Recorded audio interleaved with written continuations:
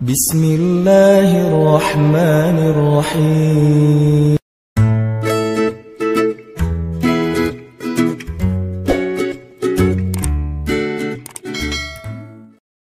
Yuk coba kita balik lagi kepada ayat surat Ali Imran ayat 14 dan 15. Di ayat ke-14 itu Allah sedang menjelaskan kepada kita tentang contoh-contoh kenikmatan di dunia. Walaupun itu bentuknya simbolik ya, tidak detail semua hal, tapi dia mewakili beberapa contoh kenikmatan dunia. Dan kita mencintai itu. Hubbus syahwat minan nisa, kita mencintai pasangan kita, atau seorang laki-laki mencintai perempuan. Dan ini yang paling pertama disebut oleh Allah, karena Allah tahu banget ini yang paling sering kita bahas. Terutama buat jomblo kan, omongan yang paling menarik itu adalah masalah love, masalah perasaan, masalah cinta, masalah hubungan. Bahkan kita kalau nongkrong tuh mungkin ngomongin tentang masalah perasaan, masalah hubungan itu 80% atau 90%, 10%-nya ngomongin masalah yang lain. Dan kadang-kadang kalau lagi curhat tentang masalah hubungan, masalah perasaan itu bisa semalaman sampai menjelang subuh. Kuat gitu. Kenapa? Karena ada hubus syahwat. Ada rasa gairah yang luar biasa terhadap lawan jenis. Atau bahkan yang belum jadi siapa-siapa. Sehingga itu menjadi sesuatu yang sangat berpengaruh dalam kehidupan kita. Makanya Allah sebutkan di awal, zuyyina linnas, dirasa indah oleh manusia, hubbus syahwati minan nisa, rasa cintanya kepada lawan jenis. Ini juga yang kita rasain selama ini kan. Ini juga yang menggairahkan kita untuk kita obrolin sama ini kan. Bahkan bukan hanya para jomblo, yang udah nikah pun masih senang membicarakan ini, masih sangat menikmati masalah ini. Dan itu bukan sesuatu yang aneh, manusiawi. Tetapi Allah pengen ngasih tahu ke kita bahwa itulah dunia. Kita mencintai lawan jenis, ya. Tapi apakah akhirat? Nggak ada yang kayak gitu. Ada, bahkan lebih baik kata Allah. Di ayat 15 kata Allah, "A'unabbi'ukum bi khairin min dzalikum?" Mau nggak aku kasih tahu yang lebih baik daripada itu? Di sini Allah pengen ngasih tahu bahwa ternyata di akhirat masalah percintaan, masalah hubungan itu lebih menarik daripada di dunia. Kenapa Allah bilang cinta di akhirat itu lebih menarik, lebih baik, lebih romantis daripada di dunia? Sehingga kalau kita yang senang dengan tema cinta, harusnya kita lebih mencintai akhirat daripada dunia. Karena cinta di akhirat itu lebih keren daripada dunia. Kenapa kok? Cinta di akhirat itu lebih keren, lebih romantis, lebih menarik, lebih baik. Banyak jawabannya. Satu, karena cinta di sana itu adalah cinta sejati. Cinta di dunia ini masih banyak modus, masih banyak maunya, masih cinta yang penuh dengan transaksi lah.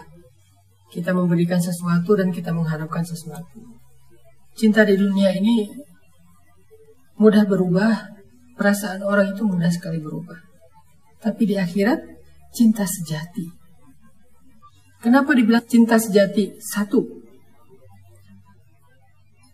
di dalam hati pasangan kita di akhirat gak ada nama lain selain nama kita. Di akhirat pasangan kita gak punya perasaan secuil pun kepada yang lain. Kagum aja gak? Kalau di dunia kan kadang-kadang pasangan kita masih sering membandingkan kita dengan orang lain. Walaupun dia gak mencintai orang lain, tetapi dia masih suka membandingkan kita dengan orang lain. Itulah dunia. Itu kata Allah, "A'unabbi'ukum bi khairin min dzalikum?" Maukah aku tunjukkan yang lebih baik daripada itu? Cinta yang lebih baik daripada cinta dunia, cinta di akhirat. Dan kita akan memiliki cinta di akhirat. Punya hubungan cinta di akhirat. Dengan siapa? Dengan pasangan halal kita. Dengan siapa kita akan berpasangan di akhirat? Dengan pasangan di dunia yang solih-solihah. Tetapi Allah akan perbaiki perasaan mereka nanti di akhirat. Akan diperbaiki perasaannya. Jadi gak terganggu lagi. Dan cintanya abadi. Romantisnya itu abadi. Sifatnya itu menyenangkan banget. kita di akhirat itu nggak pernah bertengkar dengan pasangan. Tapi walaupun nggak pernah bertengkar, kita juga nggak pernah bosan kepada pasangan. Di dunia ini kadang-kadang kalau nggak bertengkar jadi bosan ya. Kadang-kadang pertengkaran itu bagian dari cara kita untuk menyegarkan hubungan kadang-kadang. Walaupun nggak disengaja. Soalnya kalau habis bertengkar, biasanya tiba-tiba jadi lebih romantis, lebih hangat lagi tiba-tiba. Tapi di akhirat, kita nggak bakal pernah bertengkar dengan pasangan, tapi juga nggak bakal pernah bosan. Bertengkar enggak, ribut enggak, bete enggak, baper enggak, tapi bosan juga enggak. Terus apa yang kita rasakan? Seperti cinta saat baru pertama, selamanya kayak gitu. Kayak baru kenal, kayak baru pandangan pertama, kayak baru nikah hari pertama, bulan madu, kayak gitu aja sepanjang masa, selama-lamanya. Kayak bulan madu terus sepanjang masa. Gak ada rasa cemburu, apalagi dengan bidadari. Gak ada. Allah cabut semua perasaan yang mengganggu hati kita. Cemburu, iri, dengki, marah, baper, dicabut semua. Kalau meninggal sebelum menikah, Ustaz, nanti nikahnya di akhirat. Tenang. Nanti nikahnya di akhirat. Karena di akhirat itu gak ada jomblo. Di surga itu gak ada jomblo. Di surga itu semua orang berpasang-pasangan. Jadi gak ada yang baper, gak ada yang diem sendiri, gak ada yang mojok karena dia gak ketemu pasangannya, gak ada yang jomblo sampai usia lanjut, gak ada. Gak ada yang dibully gara-gara masih sendiri sementara gengnya udah pada nikah. Gak ada yang gak berani ketemu di reunian gara-gara dia masih sendiri, gak ada. Dicabut semua perasaan yang gak nyaman. Yang menikah 2 kali pasangannya gimana? Yang paling baik akhlaknya. Makanya jadilah seorang pasangan yang paling baik akhlaknya. Sehingga kalau ditakdirkan salah satu di antara kita harus menikah 2 kali, mungkin kita meninggal duluan atau pasangan kita meninggal duluan, lalu yang masih hidup akan nikah lagi misalnya, maka pasangannya di akhirat adalah yang paling baik akhlaknya. Memang ada riwayat yang mengatakan yang paling belakangan, tapi saya lebih memilih pendapat yang paling baik akhlaknya. Dialah yang menjadi pasangan di akhirat. Intinya apapun kesenangan yang kita dapatkan di dunia, mau itu masalah hubungan dengan percintaan, masalah punya keturunan wal banin, masalah rumah wal qanatiril muqantarah, atau masalah perhiasan minadz zahabi wal fiddah, atau masalah kendaraan wal khailil musawwamah, atau masalah peliharaan wal an'am wal hars, atau masalah kebun, ladang, kerjaan, profesi, karir. Semua mata'ul hayatid dunia, semua kesenangan dunia itu gak ada apa-apanya dibandingkan akhirat. Itu yang Allah pengen sampaikan di ayat 14 dan 15. Allah lagi ngajarin kita tentang belajar mencintai akhirat. Karena akhirat memang lebih baik. Semua yang kita nikmati di dunia, itu di akhirat ada dan lebih baik. Semuanya. Semua yang baik-baik, yang menyenangkan, yang kita nikmati di dunia, itu semuanya ada di akhirat dan lebih baik. Apa yang paling kita sukai dari kehidupan ini? Apa? Ya, kayak tadi jawabannya, oh cinta Ustaz. Karena itu yang membuat saya happy, itu yang membuat saya bergairah, itu yang membuat saya mau berkorban, itu yang membuat saya senyum-senyum sendiri, itu yang membuat saya berbunga-bunga. Cinta Ustaz. Itu yang paling indah di dunia. Itu yang paling saya sukai di dunia adalah perasaan cinta kepada pasangan. Maka di akhirat itu juga ada, bahkan lebih baik, lebih kekal, lebih romantis, lebih keren, lebih banyak kenangan, lebih banyak cerita, lebih banyak adegan-adegan indah di akhirat. Apa sih yang paling indah dari hubungan cinta? Bercinta. Di akhirat ada bercinta. Dan bercinta di akhirat ini bukan sesuatu yang vulgar yang saya pengen sampaikan, karena ada hadisnya. Kekuatan laki-laki di akhirat itu setara dengan 10 kekuatan laki-laki di dunia. Ada riwayat 100, ada riwayat 1000. Allah alam, yang jelas satu laki-laki di surga itu lebih kuat daripada sekian laki-laki di dunia, sehingga dia nggak akan pernah merasa nggak puas. Begitu juga dengan pasangannya. jalan-jalan, bulan madu. Di dunia kita mau bulan madu modalnya gede, sehingga kita paling bisa merencanakan yang terbatas.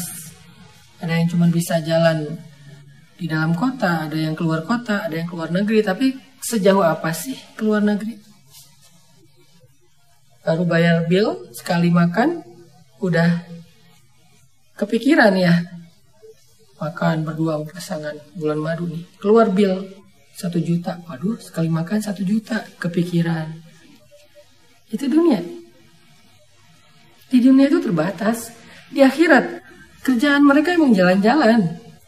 Kerjaan mereka emang menikmati hidup. Udah gak perlu lagi kerja. Setiap hari bisa jalan-jalan. Kemana sih jalannya?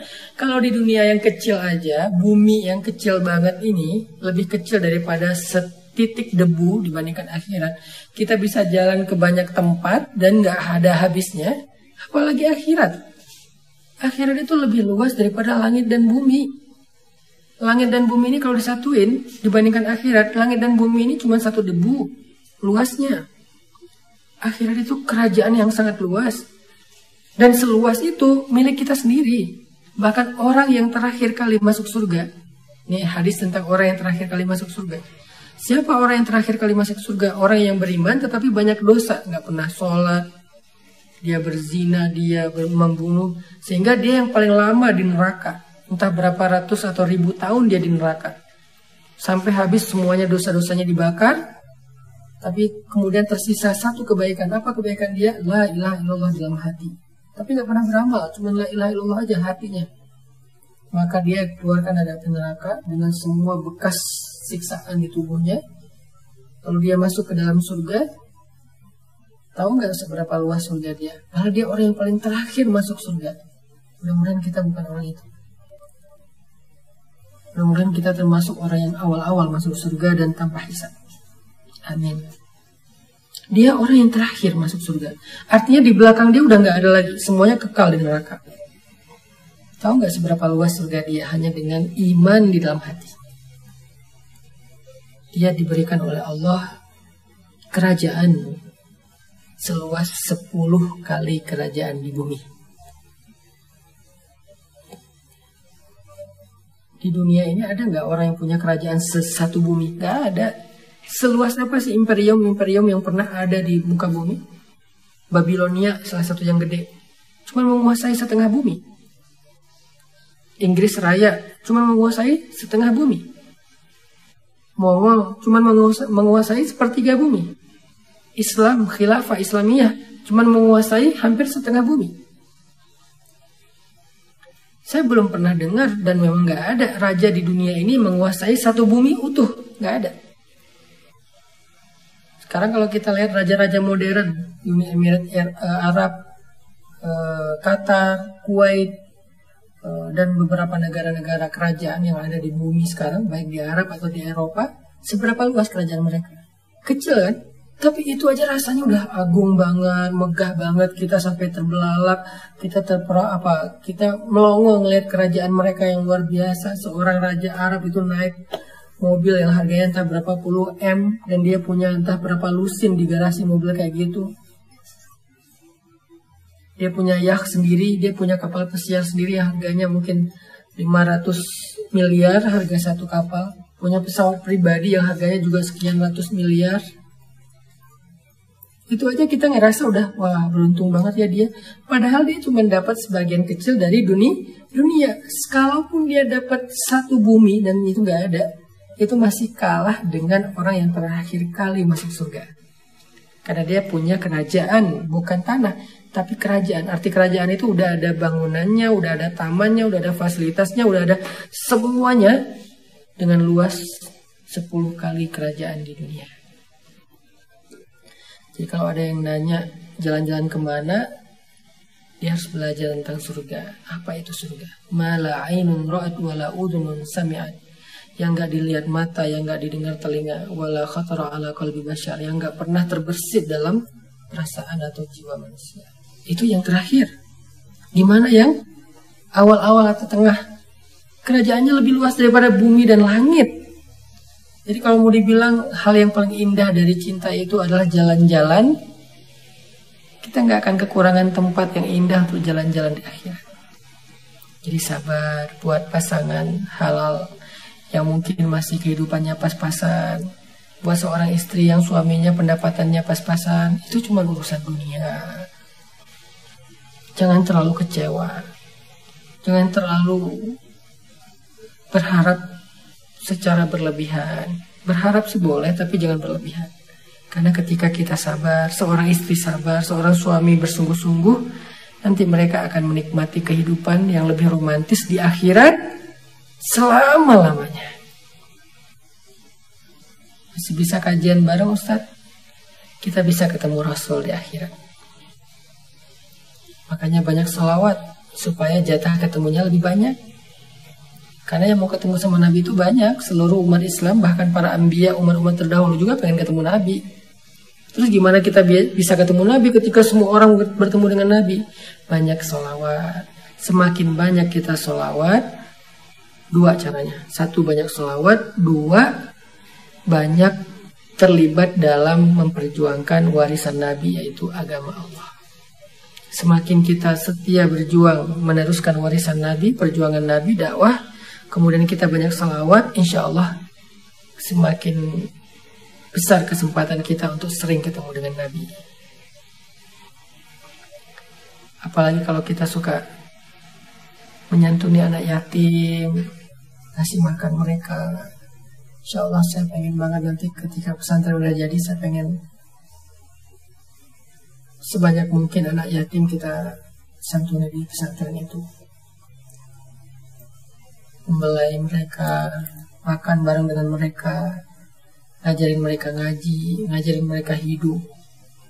Anak yatim. Karena kata Nabi, aku dengan orang yang menyantuni anak yatim itu begini nanti di akhirat. Sehingga kita bisa dekat sama Nabi nanti di akhirat. Beres ketemu Nabi, pulang ke istananya sama istrinya berdua keliling, jalan-jalan. Pakai apa jalan-jalan, kendaraannya apa Ustaz? Kendaraannya macam-macam. Cahaya yang paling enak gitu, karena kendaraannya bisa cepat kemana aja. Dan itu baru surga kita sendiri loh. Belum surga pasangan kita. Belum surga anak-anak kita. Belum surga keluarga besar kita. Baru surga kita sendiri aja udah seluas langit dan bumi. Nanti kita tinggal tanya sama pasangan kita, kita mau tinggal di rumah siapa nih? Ke surga aku aja yuk. Ke surga dia. Ke surga saya aja Pak, kata si anak. Ke surga anak. Kan kekurangan tempat? Enggak. Jadi kita bisa jalan-jalan ke surga saudara kita, keluarga kita, anak kita, dan kita kayak lebaran aja tiap hari. Lebaran hari pertama, habis sholat id rasanya gimana? Gimana cara kita memulai menanamkan rasa cinta pada akhirat? Ini nih, belajar memahami betapa indahnya akhirat dibandingkan dunia. Ini yang sedang saya sampaikan ini kan dalam rangka itu. Belajar, memahami, dan meyakini bahwa akhirat itu lebih indah daripada dunia. Sehingga ketika kita sudah memahami dan meyakininya, kita akan mencintai akhirat lebih daripada dunia.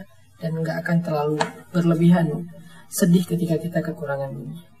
Sehingga ketika kita sudah memahami itu, belajar meyakini itu perlahan-lahan, insya Allah kita akan merasa lebih nyaman dalam kehidupan di dunia. Gak merasa sempit lagi. Kita akan lebih bergairah beribadah, beramal soleh. Karena yang kita cari adalah kehidupan akhirat.